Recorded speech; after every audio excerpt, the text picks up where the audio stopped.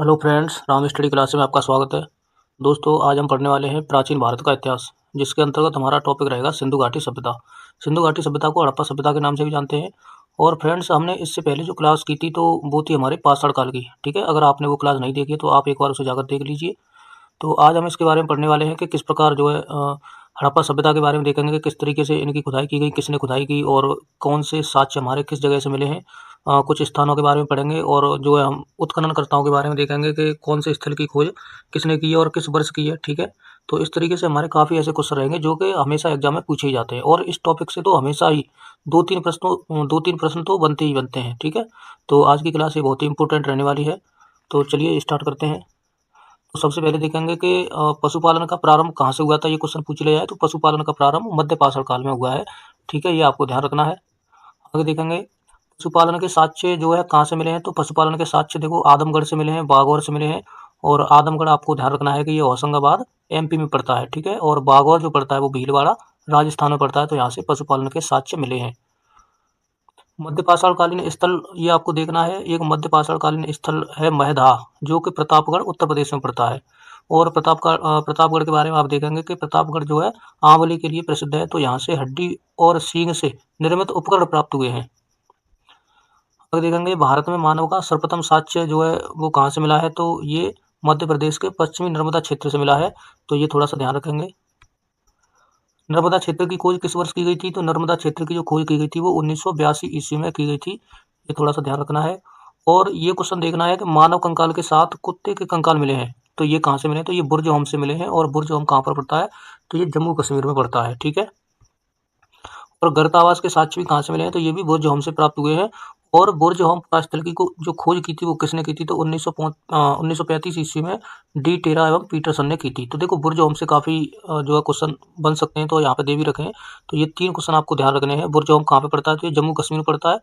और यहाँ से मानव कंकाल के साथ कुत्ते के कंकाल मिले हैं, गर्तावास के साक्ष्य मिले हैं। और जो बुर्ज होम पुरास्थल की खोज की गई थी वो किस सन में की गई थी। तो 1935 ईस्वी में डी टेरा एवं पीटरसन ने की थी। ये आपको ध्यान रखना है। थोड़ा सा मैं क्वेश्चन और बता दूं आपको, जैसे कुछ प्रमुख स्थल हैं और खोज करता है तो वो थोड़े से आपको ध्यान रखने हैं। जैसे हड़प्पा की खोज किसने की थी। तो ये आपको ध्यान रखना है कि दयाराम साहनी ने की थी। और अगर आपसे पूछ लिया जाए कि मोहनजोदड़ो की खोज किसने की थी। तो ये राखल दास बनर्जी ने की थी। ठीक है, और दोनों की खोज देखो लगातार हुई थी 1921 में और 1922 में। ये थोड़ा सा ध्यान रखना है। अच्छा, रोपड़ की खोज पूछ ली जाए कि रोपड़ की खोज किसने की थी। तो ये यज्ञदत्त शर्मा ने की थी। ये थोड़ा सा ध्यान रखना है। और लोथल की खोज किसने की थी। तो देखो रोपड़ और लोथल दोनों अलग अलग स्थल हैं। तो लोथल की खोज SR राव ने की थी। ठीक है, और रोपड़ की खोज यज्ञदत्त शर्मा ने की थी। ठीक है, ऐसे ही आगे भी और क्वेश्चन आएंगे तो मैं बताता चलूंगा। चलिए आगे देखते हैं। सर्वप्रथम खाद्यान्नों का उत्पादन किस काल में प्रारंभ हुआ था। तो ये नवपाषाण काल में हुआ था। ठीक है, खाद्यान्नों का उत्पादन अगर पूछ लिया जाए तो नवपाषाण काल में प्रारंभ हुआ था। बलूचिस्तान के कच्छ मैदान में स्थित मेहरगढ़ से सर्वप्रथम प्राचीनतम स्थायी जीवन के जो प्रमाण मिले हैं। तो ये आपको ध्यान रखना है कि अगर आपसे पूछ लिया जाए कि सर्वप्रथम प्राचीनतम स्थायी जीवन के प्रमाण कहाँ से मिले हैं। तो ये बलूचिस्तान के कच्छ मैदान स्थित मेहरगढ़ से प्राप्त हुए हैं। ठीक है, ये क्वेश्चन देखो मैंने आपको जो पुरानी क्लास हुई थी पाषाण काल की तो उसमें कराया था कि चालकोलिथिक युग को ताम्रपाषाण युग के नाम से जाना जाता है। नबदा टोली के बारे में देखेंगे। ये नबदा टोली एक स्थल है जो कि मध्य प्रदेश में पड़ता है। तो यह एक ताम्रपाषाणिक पुरास्थल है। ठीक है, ये खारगोन जिले में स्थित है। ये थोड़ा सा आपको ध्यान रखना है मध्य प्रदेश में। और नबदा टोली का अगर उत्खनन करता पूछ लिया जाए तो नबदा टोली का उत्खनन जो कराया था वो HD सांकलिया ने कराया था। ठीक है, ऐसे ही अगर पूछ ले देखो कालीबंगा के बारे में पूछ लिया जाए, कालीबंगा कहाँ पे पड़ता है। तो ये राजस्थान में पड़ता है। और कालीबंगा की खोज किसने की थी। तो कालीबंगा की खोज BV लाल ने की थी। ये आपको ध्यान रखना है। ठीक है, और अगर देखो रंगपुर के बारे में पूछ लिया जाए, रंगपुर तो रंगपुर की जो खोज की थी वो SS वत्स ने की थी। ये थोड़ा सा ध्यान रखना है। ठीक है, ऐसे मैंने अभी लोथल के बारे में, रोपड़ के बारे में, मोहनजोदड़ो के बारे में और हड़प्पा के बारे में आपको बता ही दिया। ठीक है, रिवीजन कर लेना। आप बार बार रिवीजन करेंगे क्वेश्चनों को तो आपको याद होते चलेंगे। आगे देखेंगे नवपाषाण कालीन पुरास्थल से। ये क्वेश्चन देखो ध्यान रखना है, इंपोर्टेंट है। राख के टीले कहाँ से मिले अगर पूछ लिया जाए तो राख के टीले ये कर्नाटक में मैसूर के पास बेल्लारी जनपद है, बेल्लारी जिला है। तो यहाँ से इसी में एक जो है संगनकल्लू नामक स्थान है। तो यहाँ से ये प्राप्त हुए हैं और ये नवपाषाण कालीन पुरास्थल है। ठीक है, चलिए आगे देखेंगे। भारतीय पुरातत्व सर्वेक्षण संस्कृति मंत्रालय के अधीन एक विभाग है। ठीक है, ये आपको ध्यान रखना है कि भारतीय पुरातत्व सर्वेक्षण जो है वो एक संस्कृति मंत्रालय के अधीन एक विभाग है। भारत में सर्वप्रथम 1861 ईस्वी में अलेक्जेंडर कनिंघम को पुरातत्व सर्वेक्षक के रूप में नियुक्त किया गया था। ये आपको ध्यान रखना है। आगे देखेंगे लॉर्ड कर्जन के समय वर्ष 1901 में इसे भारतीय पुरातत्व सर्वेक्षक के रूप में केंद्रीकृत कर जॉन मार्शल को इसका प्रथम महानिदेशक बनाया गया। राष्ट्रीय मानव संग्रहालय, जिसका नाम बदलकर इंदिरा गांधी राष्ट्रीय मानव संग्रहालय कर दिया गया है, ये कहाँ पर पड़ता है? तो ये भोपाल में, मध्य प्रदेश में स्थित है। ठीक है, आगे देखेंगे सैंधव सभ्यता आद्य ऐतिहासिक काल की सभ्यता है। ये आपको ध्यान रखना है कि अगर पूछा जाए सैंधव सभ्यता किस काल की सभ्यता है, तो ये आद्य ऐतिहासिक काल की सभ्यता है। ठीक है, आगे देखेंगे पुरातात्विक साक्ष्यों में अलग अलग कालों में पाए गए मृद भांड ही सिंधु घाटी सभ्यता को आर्यों से पूर्व का सिद्ध करते हैं। आगे देखेंगे काले रंग की आकृतियों से चित्रित लाल मृद भांड जहाँ हड़प्पा सभ्यता की विशेषता है, वहीं धूसर एवं चित्रित धूसर मृद भांड जो बाद के हैं आर्यों से संबंधित माने गए हैं। ठीक है, ये आप समझ लेना थोड़ा, इन पर भी क्वेश्चन पूछ लिए जाते हैं। देखो ये क्वेश्चन इंपॉर्टेंट है और ये काफी बार देखो एग्जाम में पूछा भी गया है, तो ये आपको ध्यान रखना है कि सिंधु घाटी सभ्यता कैसी सभ्यता है, तो ये नगरी थी। ठीक है, सिंधु घाटी सभ्यता नगरी थी जबकि वैदिक सभ्यता ग्रामीण थी। अब देखो सिंधु घाटी सभ्यता के बारे में मैं टॉपिक लेके आने वाला हूँ वैदिक सभ्यता का। ठीक है, तो अभी सिंधु घाटी सभ्यता आपको ध्यान रखना है कि ये नगरी थी और ये जो नगरी का मतलब शहरी लोग थे सिंधु घाटी सभ्यता के, जबकि वैदिक सभ्यता के लोग थे वो ग्रामीण लोग थे। ठीक है, आगे देखेंगे पुरातात्विक खुदाई हड़प्पा संस्कृति की जानकारी का प्रमुख स्रोत है। ठीक है, हड़प्पा से काफी क्वेश्चन पूछे जाते हैं। अब देखो पूछा गया हड़प्पा वासियों को तांबा, कांसा, स्वर्ण और चांदी की जानकारी थी। ठीक है, ये आपको ध्यान रखना है कि हड़प्पा वासियों को तांबा, कांसा, स्वर्ण और चांदी की जानकारी थी। देखो हड़प्पा के बारे में अगर पूछ लिया जाए कि हड़प्पा किस नदी के किनारे जो है बसा हुआ था, तो आपको ध्यान रखना है कि हड़प्पा रावी नदी के तट पर बसा हुआ था। ठीक है, ऐसे ही देखो अगर मोहनजोदड़ो के बारे में पूछा जाए तो मोहनजोदड़ो सिंधु नदी के किनारे बसा हुआ था। रोपड़ सतलज नदी के किनारे बसा हुआ था।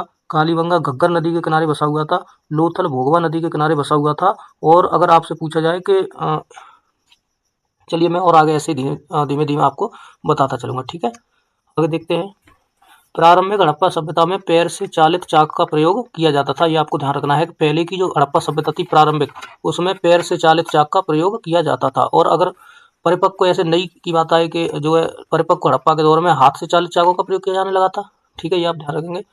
मूर्ति पूजा का प्रारंभ पूर्वार्ध काल से माना जाता है। मूर्ति पूजा का प्रारंभ पूर्वार्ध काल से माना जाता है। हड़प्पा संस्कृति की मोहरें एवं टेराकोटा कलाकृतियों में गाय का चित्रण नहीं मिलता, जबकि हाथी, घोड़ा, बाघ, हिरण, भेड़ा आदि का अंकन मिलता है। टेराकोटा का अर्थ था यानी जो कि मिट्टी की बनी हुई आकृतियां थी। ठीक है, टेराकोटा का मतलब ये था, तो ये आपको ध्यान रखना है। आगे देखेंगे हड़प्पा सभ्यता के स्थलों में से खम्बात की खाड़ी के निकट स्थित लोथल से गोदीवाड़ा के साक्ष्य मिले हैं। ये आपको ध्यान रखना है। राजस्थान के हनुमानगढ़ जिले में घग्गर नदी के किनारे स्थित कालीबंगा से जुते हुए खेत के साक्ष्य मिले हैं। ठीक है, हनुमानगढ़ जिले में घग्गर नदी के तट पर, तो अभी बताया था मैंने कि जो कालीबंगा किस नदी के तट पर बसा हुआ था, तो कालीबंगा ये घग्गर नदी के तट पर बसा हुआ था। ठीक है, ये आपको ध्यान रखना है। अगर राखी गढ़ी भी देखो पूछा जाए राखी गढ़ी किस नदी के तट पर बसा हुआ था, तो राखी गढ़ी भी ये घग्गर नदी के तट पर बसा हुआ था। ठीक है, अगर रंगपुर पूछ लिया जाए रंगपुर किस नदी के किनारे बसा हुआ था, तो रंगपुर भादर नदी के किनारे बसा हुआ था। चनुदड़ो पूछा जाए चनुदड़ो किस नदी के किनारे बसा हुआ था, तो ये सिंधु नदी के किनारे बसा हुआ था। ठीक है, ये आपको ध्यान रखना है।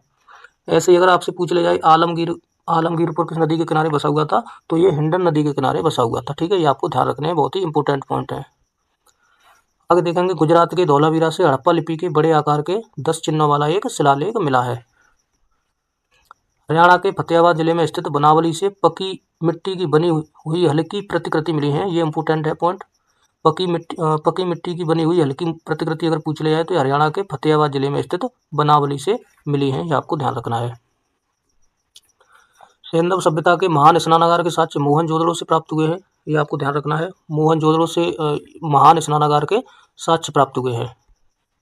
सैंधव सभ्यता कांस्ययुगीन सभ्यता थी, तो ये आपको ध्यान रखना है। अगर पूछ लिया जाए सैंधव सभ्यता कैसी सभ्यता थी, तो ये सैंधव सभ्यता कांस्ययुगीन सभ्यता थी तथा यहाँ के लोग लोहे से परिचित नहीं थे। ये आपको ध्यान रखना है, यहाँ के लोग लोहे से परिचित नहीं थे।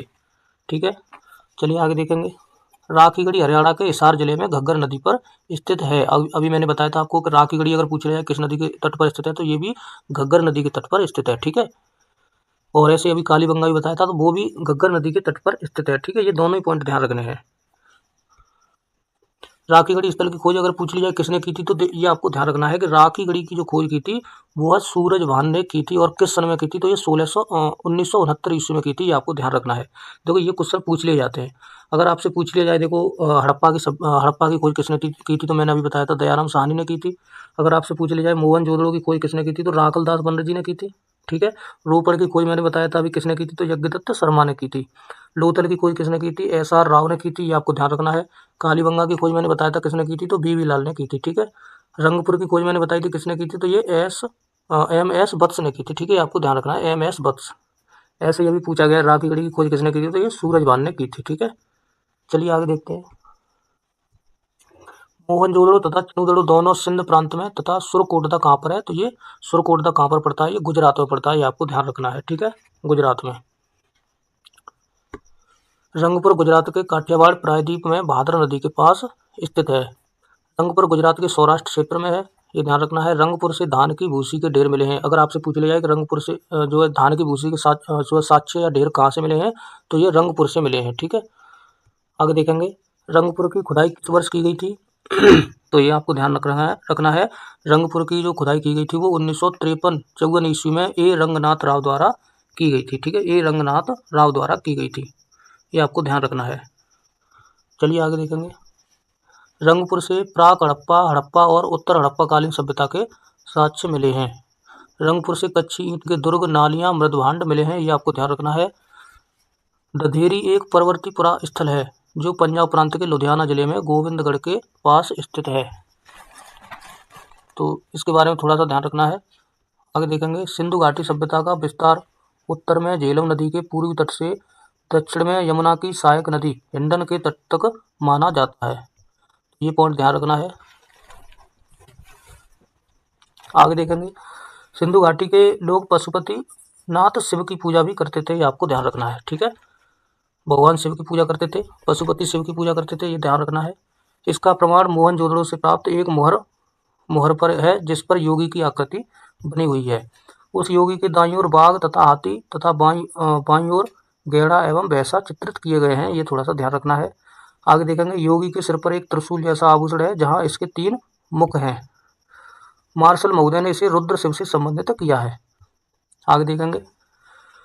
भारतीय पुरातत्व सर्वेक्षण विभाग के महानिदेशक सर जॉन मार्शल के निर्देश पर वर्ष 1921 में दयाराम साहनी ने पंजाब पाकिस्तान के तत्कालीन मांटगोमरी साहिवाल जिले में रावी नदी के बाएं तट पर स्थित हड़प्पा के टीले की खुदाई की। ठीक है, ये आपको ध्यान रखना है।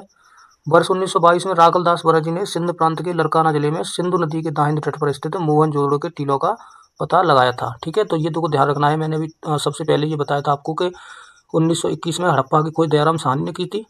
ठीक है, हड़प्पा के टीले वगैरह इनकी खुदाई की थी, और 1922 में राखलदास बनर्जी ने मोहनजोदड़ो की खोज की थी, यानी इनके टीलों का पता लगाया था। ठीक है, तो ये इंपॉर्टेंट पॉइंट है, ये आपको ध्यान रखने थे।